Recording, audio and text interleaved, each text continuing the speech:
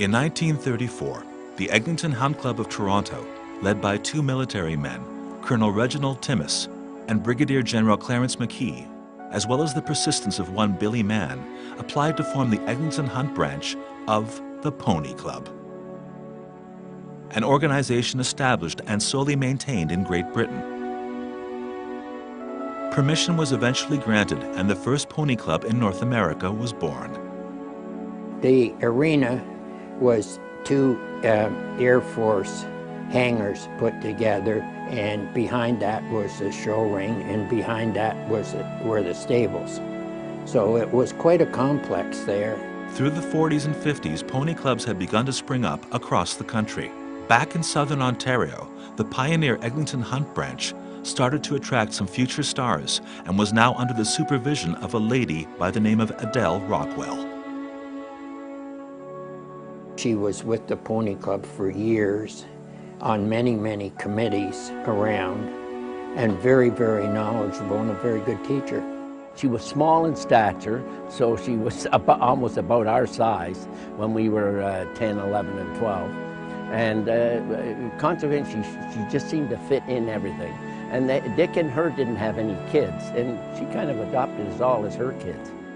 By the 1970s, the Pony Club had evolved into a strong national organization that wholly promoted, taught, and educated young people not just to ride, but about the care of the animal that everybody involved truly loved. It was about attention to detail. The tack had to be meticulously cleaned. Every aspect of everything you did with that animal and the equipment, attention to detail. And that's such a big factor of what we do every Sunday when we jump in a Grand Prix. It's attention to detail. You know, the care of your horse and the parts of your horse and the potential ailments that can happen in the horse's well-being. So that's all, pretty important stuff that you learn then that you really, as a rider, you don't probably give it as much attention as you probably could and should. And what is amazing about the Pony Club is all these great riders were taught by previous great riders who volunteer their time to pay it forward. It is the essence of an organization that is now coast to coast.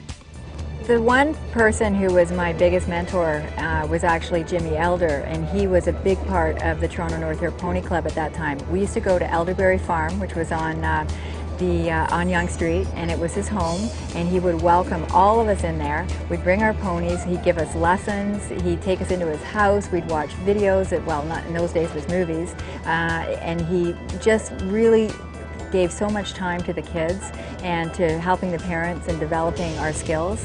And to me, it was something that, you couldn't pay for experience like that. I think that it's an association that's run on volunteers who have either their children have benefited or they've benefited themselves, or they love the educational aspect of it, and they give back to the sport. They give back to the Pony Club over and over again. Ask anyone who has experienced Pony Club, and they will tell you the memories last a lifetime. There's where I met my really, really good friends. And as I say, we're really good friends today. I mean, I can walk in and see them. I haven't seen them maybe for 20, 30 years, and we can take off for where we took off before. We all hung out together. We'd go to these Pony Club rallies where we lived in tents, and we just had a great time, and you made friends there that are friends forever, and the best friend you ever made there was your horse. Over the years, Pony Club has been a destination for kids, no matter what their background, who just love horses.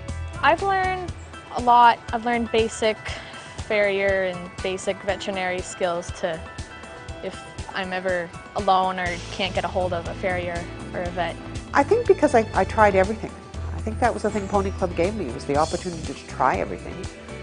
And there is no doubt, at Pony Club, anything you can do on a horse, you will be exposed to. Even things you never thought possible. Prince Philip Games is a series of invented games, things you would never do with your pony, and they make you do it. So it's things like taking an egg on a spoon and riding it through a pole course.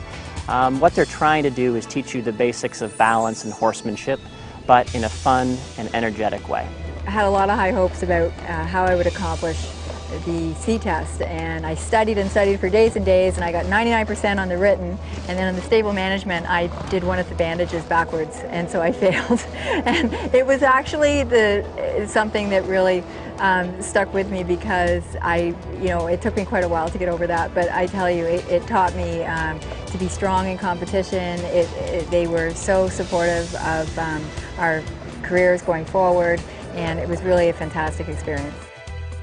So as the calendar moves towards 2011, the Pony Club could not be stronger. 3,500 members, coast to coast.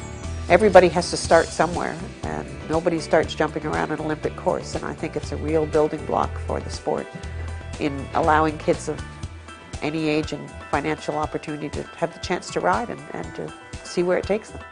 It means that even the great riders have started at the same point, and if I work hard and stay focused, that I could possibly become good too.